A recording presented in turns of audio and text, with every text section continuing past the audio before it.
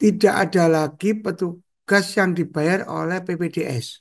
Yang bayar kami, air yang menyediakan kami, wifi yang menyediakan kami. Jadi tidak ada lagi misalnya urunan-urunan ya, urunan-urunan tanpa PPDS. Bahkan yang belum kami jalankan, tapi sudah kami siapkan hitungannya sudah ada. Begitu masuk sudah kami akan bayarkan yaitu honor untuk PPDS. PPDS yang jaga kami berikan makan juga. Selain honor kita berikan makan. Jadi PPDS nggak perlu beli-beli lagi, nggak perlu urunan-urunan lagi gitu loh. Harapannya seperti itu. Jadi kami serius untuk menghilangkan bullying ini. Telah terbit Majalah Ekonomi Indonesia edisi pertama, Januari 2025. Membahas tentang pertumbuhan ekonomi Indonesia serta prediksi perkembangan ekonomi Indonesia tahun 2025. Untuk informasi berlangganan dan pemasangan iklan dapat menghubungi kontak yang tertera pada video.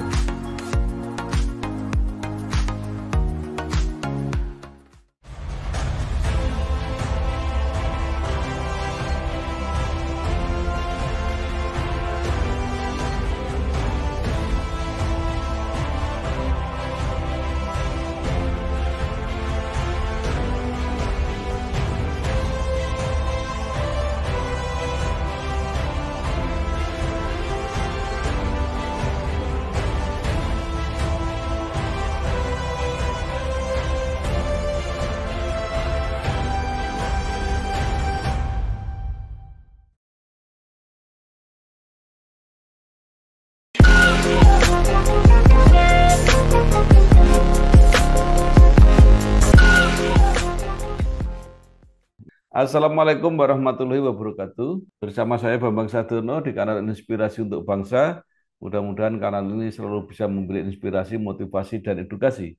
Kami sedang mempersiapkan beberapa video wawancara untuk memotret layanan kesehatan saat ini.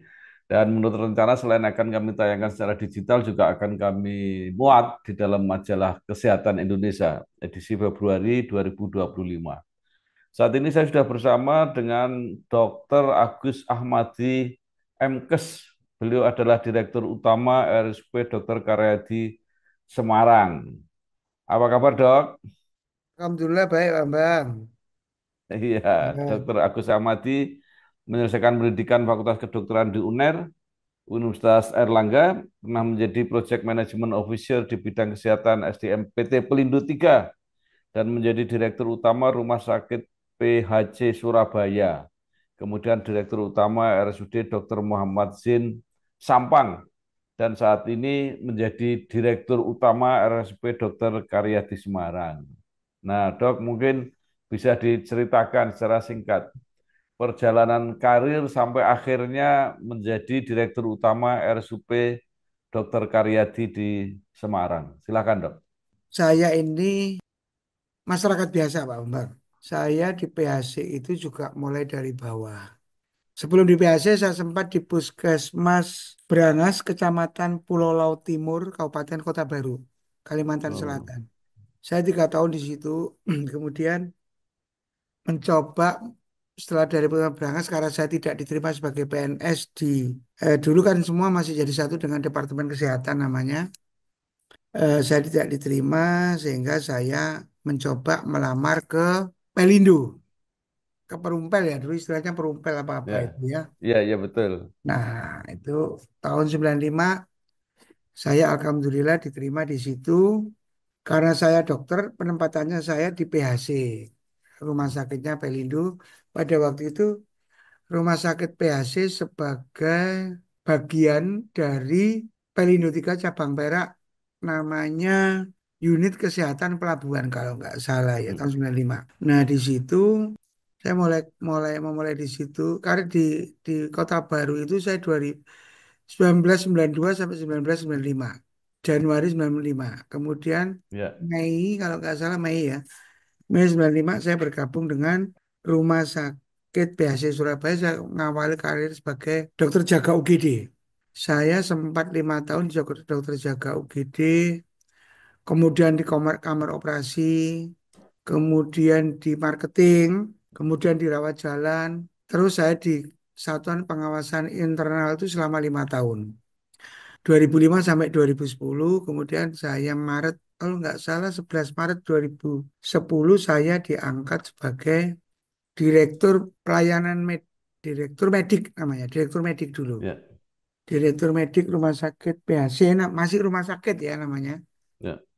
Kemudian di 2000 selesai itu 2015, saya 2016 rasanya saya diangkat jadi dirutnya PT Rumah Sakit tapi dirutnya PT Hmm, bukan di rumah sakit tapi dirut PT Rumah Sakit Pelindo Sada Citra. Kan dulu tidak boleh ada istilah asing. ya. Karena PHC sendiri itu kan sebetulnya Port Health Center, pusat kesehatan pelabuhan. Hmm, Seperti itu. ya, Saya selesai di PHC itu Maret 2020. Kemudian saya ditarik ke Personalia ya, Personalia SDM ya. SDM-nya kantor pusat Pelindo 3. Juli 2020 itu sebetulnya saya sudah diminta Bupati Sampang untuk membantu memanajemen RSUD Dr. Sampang. Nah, saya baru mau itu, baru oke lah ya, baru oke itu 3 Mei 2021. 3 Mei 2021. Jadi Juli 2020 diminta, tapi saya baru jalan itu 3 Mei 2021 sampai dengan 31 Juli ya. 31 Juli 2024. hmm. Ya itu sih. Kemudian 1 Agustus saya bergabung sama Rumah Sakit Vertikal Kemenkes ya. Yang sejatinya saya sebetulnya tuh melamarnya di Rumah Sakit Vertikal Surabaya. Vertikal Surabaya. Tapi oleh Pak Menteri saya ditempatkan di Karyadi. Pengen dekat sama keluarga sih pada waktu itu. Waktu di mana? Surabaya atau Semarang, Dok? Surabaya, kan nyonya di Surabaya, Eh, anak Surabaya. baik. Kemudian apa kesan setelah masuk Rumah Sakit Karyadi? Ini adalah rumah sakit rujukan terbesar di Jawa Tengah. Jadi menurut saya Rumah Sakit Karyadi itu rumah sakit rujukan terakhir. Sebetulnya Polsek Karyadi sama Rumah Sakit Cipto ya yang rujukan nasional Ya, itu selisihnya nggak banyak lah. ya, Sedikit aja itu selisihnya ya. Tinggal beberapa produk layanan dan proses kesehatan kalau ditambah itu bisa sama. Cuman memang Karyadi tempatnya karena di daerah ya di Jawa Tengah. ya, Nah, kesan saya itu rumah sakit ini begitu maju tata kelola klinisnya. Hampir semua pelayanan kesehatan itu bisa di Karyadi. Bahkan ada pelayanan kesehatan yang di daerah lain nggak bisa, di Karyadi itu bisa. Di rumah sakit umum pusat lain belum dijalankan, di Karyadi udah. ya. Cangkok sumsum tulang itu yang bisa Karyadi. Terakhir kemarin ada pasien dengan akut mieloblastik leukemia tipe M4 itu yang recurrent dilakukan cangkok sumsum tulang dengan ambil darah dari donor, tipenya itu duplo identikal dan itu baru pertama kali juga dilakukan. Ya. Sehingga kami yang di manajemen harus mampu mengikuti dan mengakomodasi kemajuan tata kelola klinis. Bagaimanapun rumah sakit ya sama lah dengan dianggap sebuah perusahaan yang sama, organisasi apapun sama. Jadi harus manajemennya itu bisa menjadi good. Kalau good clinical governance-nya sudah, good management governance-nya sudah, sehingga bisa jadi Ya. kalau dianggap corporate ya good corporate governance-nya bisa tercapai gitu loh. Baik, tadi cangkok sumsum tulang baru bisa dilakukan di Karyadi. Apalagi yang kira-kira istimewa dari Karyadi? Kita cangkok ginjal juga setiap tahun ada. Kita untuk pelayanan kanker kita paling bagus, paling produktif. Ya, Pelayanan jantung kita juga eh, sebagai pengampu regional saat ini kita sedang proses mengampu Rumah Sakit Umum Daerah Tarakan untuk operasi jantung terbuka. Majalah Kampus Indonesia edisi ketiga, Januari 2025. Dengan topik utama 100 kampus penyumbang pejabat publik, juga posisi strategis di Indonesia yang didominasi oleh UI, UGM, dan ITB. Untuk pemasangan iklan dan berlangganan, dapat menghubungi kontak yang tertera di video.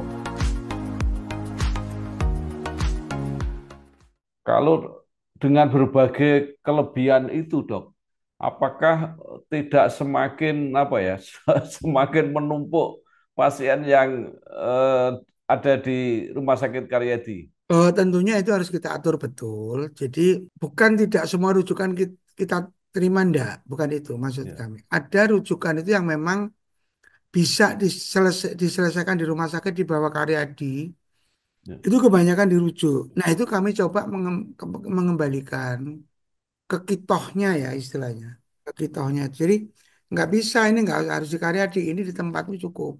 ya. Nah, gitu loh. Ini yang sedang kami tata juga, termasuk kami juga akan berusaha untuk mengampu rumah sakit daerah, biar rumah sakit daerah kemampuannya meningkat. Kalau memang dikategorikan rumah sakit kelas B ya, B beneran lah gitu loh. Lalu mengenai tadi mengampu atau mungkin membina rumah sakit yang ada di bawah Karyadi, itu tekniknya seperti apa? Sistemnya seperti apa? Ya biasanya nomor satu mungkin kita lakukan visitasi, fasilitasnya yang kurang apa, sarana prasarana yang kurang apa, kemudian SDM-nya kompetensinya sampai di mana. Kalau nggak ada ya kita pinjemin dulu SDM, ambil dia sekolah misalnya Ya. nyekolahkan, kita dorong untuk seperti itu gitu loh.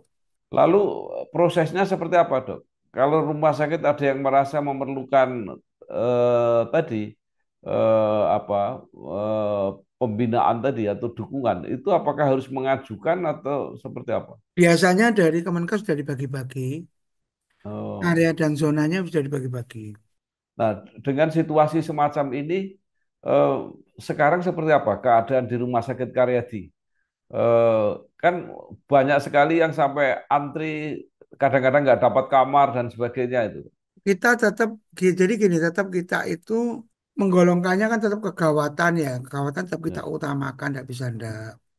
Terus kegawatan itu yang mengancam nyawa sampai kecacatan. Kalau mau orang awam bilang dihubungkan dengan keparahan. Kemudian progresivitas penyakitnya ya, harus kita tata betul. Karena bed kita hanya 1187 kalau nggak salah. Ya harus kita antrikan. Jadi ya, tetap kita antrikan tapi yang aman, nggak bisa ndak. Kalau dirasa, oh ini kalau menunggu lama-lama, gradasi penyakitnya jadi naik. Ya, secara medis ya, kita ngomong secara medis, ya, bukan cara yang lain. Itu pasti akan kita tangani segera. Oh ini bisa menunggu, ya menunggu. Oh ini bisa di rumah sakit kelas B ini, ya udah kita serahkan ke sana.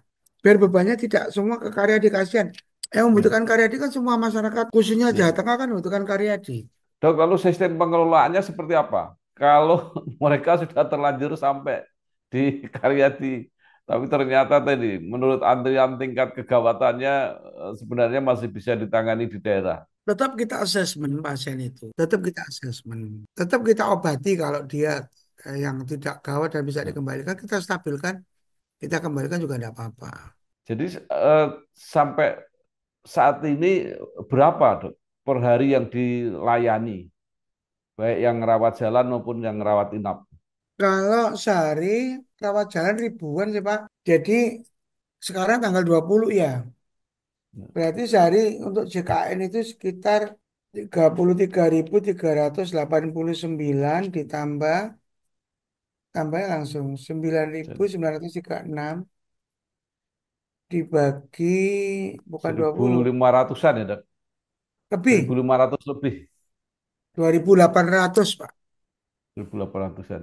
Baik JKN sama non JKN tapi ya JKN-nya banyak Pak. JKN-nya 33.000, Ya. non JKN-nya 9.900.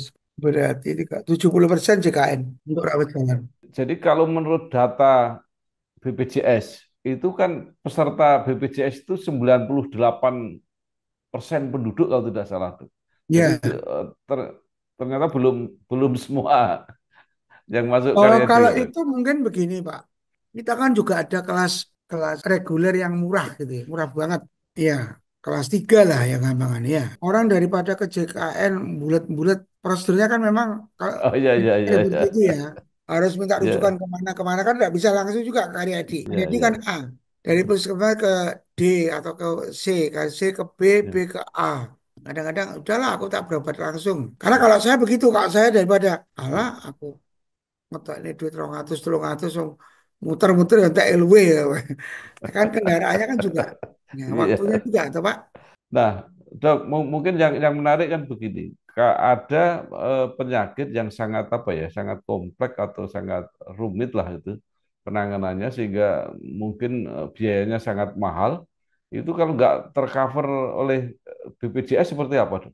Kalau nggak tercover oleh BPJS maksudnya gimana? Ya, artinya kalau ada orang yang biayanya sangat sangat mahal lah ya, operasinya sangat mahal, itu apa ada semacam kemudahan atau mungkin bantuan-bantuan atau seperti apa? Ya enggak Pak, jadi kemarin ditangkap ginjal. Kalau nggak Ya. salah BPJS 50 atau 300, pasiennya habisnya hampir hampir Ya. 1 miliar. Ya sudah, enggak apa-apa itu kita terima, memang kewajiban. Artinya yang kekurangan itu ditanggung oleh Karyadi gitu dok. Iya, Kemudian tidak ada misalnya apa penggalangan dana atau apa yang dilakukan rumah sakit atau mungkin ada volunteer-volunteer yang membantu semacam itu, Dok. nggak ada Pak. Kami belum mencoba ke arah sana. Tapi baiknya Pak Bambang Sadono nanti bisa mencarikan volunteer-volunteernya itu. Saya kemarin kemarin wawancara dengan Dirut BPJS katanya ada itu ya CSR apa itu perusahaan-perusahaan itu bisa digunakan juga untuk itu.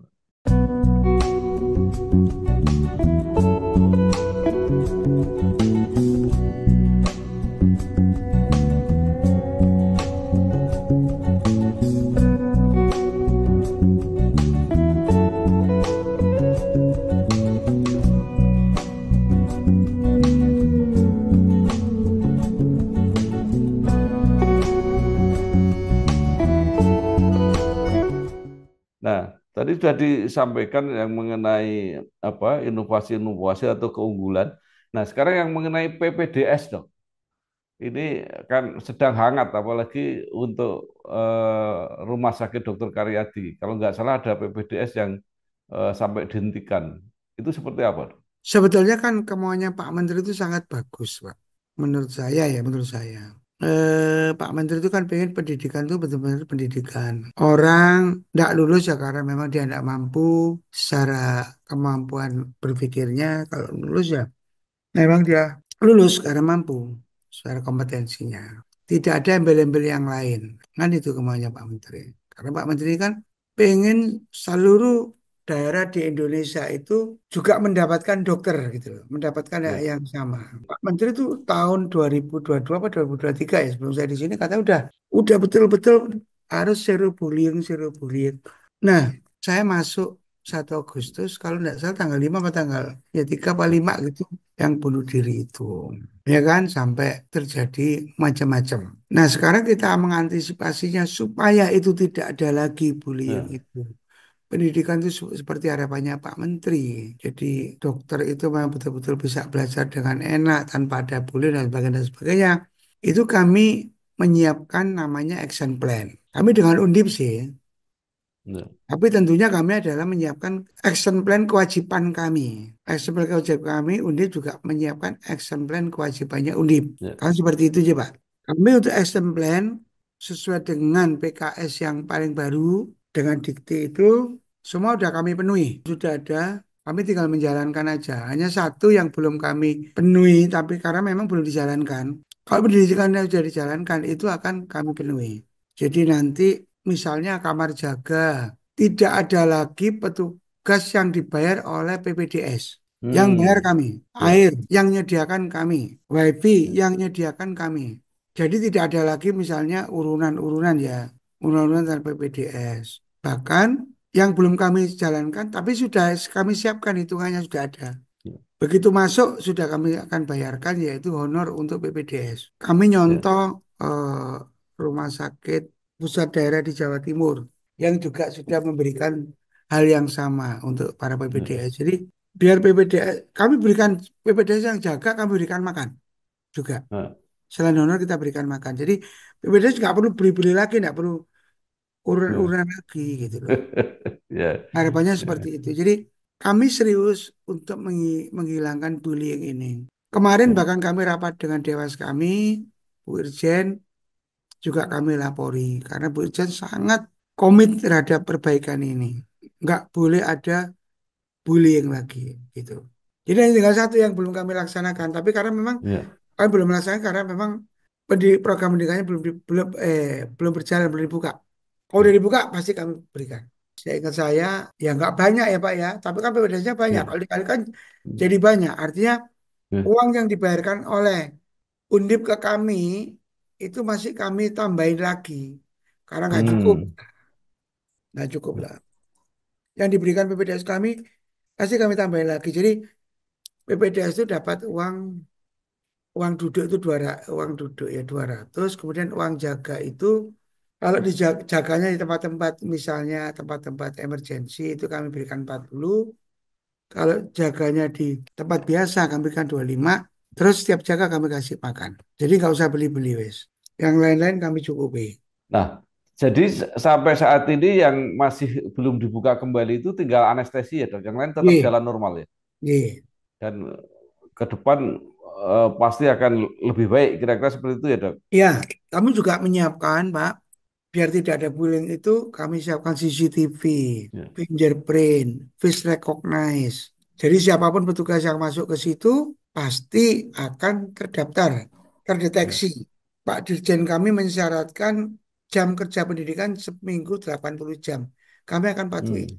Jadi tidak ada yang jaga 24 jam itu tidak ada lagi ya dok. Enggak ada, Pak. Enggak ada. Nah, jadi kalau begitu posisi kerjasama Karyadi sebagai rumah sakit pendidikan Universitas Diponegoro ini akan berjalan terus ya dok. Insya Allah jalan terus, Pak. Tidak ada program PPDS yang langsung dikelola oleh rumah sakit, tidak ada di Semarang. Hospital base, insya Allah kami juga mempersiapkan diri dan kami udah ngomong sama Pak Rektor. Ya. Jadi tetap berjalan bareng antara University Base sama Hospital Base. Itu untuk program studi yang sama atau beda-beda? Bisa sama, bisa beda-beda. Beda-beda Oh, itu yang belum ada tentunya. ya. Baik dok, mungkin terakhir apa saja yang menjadi program-program unggulan yang akan dilaksanakan selama masih masa bakti dokter di Rumah Sakit Karyadi? Jadi gini Pak, saya kan adanya di manajemen nih. Saya pengen Karyadi ini sehat. Artinya tata kelola klinisnya maju, tata kelola manajemennya juga maju. Itu aja. Rumah sakit Ya, Karyadi yang sehat. ya, ya baik. Nah, sekarang ini mungkin bagi saya atau banyak orang, apakah kalau direktur Rumah Sakit Karyadi itu juga tidak langsung membawai klinis atau yang klinis itu ada pemimpinnya sendiri? Semua mesti saya membawai Pak semuanya. Cuman kan Ya, ada ya, hierarki, ya. ya kan? Ada namanya saya dirut, ada namanya Ya. direktur medik keperawatan. Oh, Di mana direktur medik keperawatan itu pasti membawai pelayanan. Itu Pak. ya. Kalau apa program-program yang kelihatan yang konkret gitu ada nggak dok? Misalnya penambahan bed atau mungkin penambahan apa peralatan baru dan Oh ya sebagainya. ada Pak. Jadi kami sedang nambah alat kateterisasi jantung. Jadi beli satu, terus kami dapat lagi hibah satu. Karena memang produktivitasnya Hmm. tinggi. Jadi beli satu, dapat hibah satu. Jadi total kami nanti ada 5. Kemudian kami juga nambah alat radioterapi. Satu sama radiologi nuklir satu. Terus untuk 2026 kami akan membangun namanya medical center, Pak. Dari medical center itu nanti kami akan menambah 300 tempat tidur. Baik, terima kasih eh, dok. Apa mungkin ada yang masih ingin disampaikan kepada eh, masyarakat pada umumnya yang dilayani oleh Rumah Sakit Karyadi? Silakan masyarakat mengakses semua pelayanan Karyadi, baik yang JKN maupun non-JKN. Kami siap membantu masyarakat untuk menjadi sehat. Tugas kami kan itu, Pak. Baik, terima kasih sekali Dr. Agus Ahmadi MKes, Direktur Utama RSUP Dr. Karyadi Semarang. Mudah-mudahan informasi yang disampaikan ini benar-benar menambah pengetahuan masyarakat dan memanfaatkan sebaik-baiknya sesuai prosedur dan tahapan yang sudah diatur menurut tata kelola dan regulasi yang ada. Sekali lagi terima kasih dok, sukses, selamat bekerja, selamat berjuang. Wassalamualaikum warahmatullahi wabarakatuh. Waalaikumsalam. Telah terbit buku 100 perguruan tinggi akreditasi unggul. Buku 100 perguruan tinggi akreditasi unggul berisi tentang profil dan perjalanan dari 100 perguruan tinggi yang telah mendapatkan akreditasi unggul.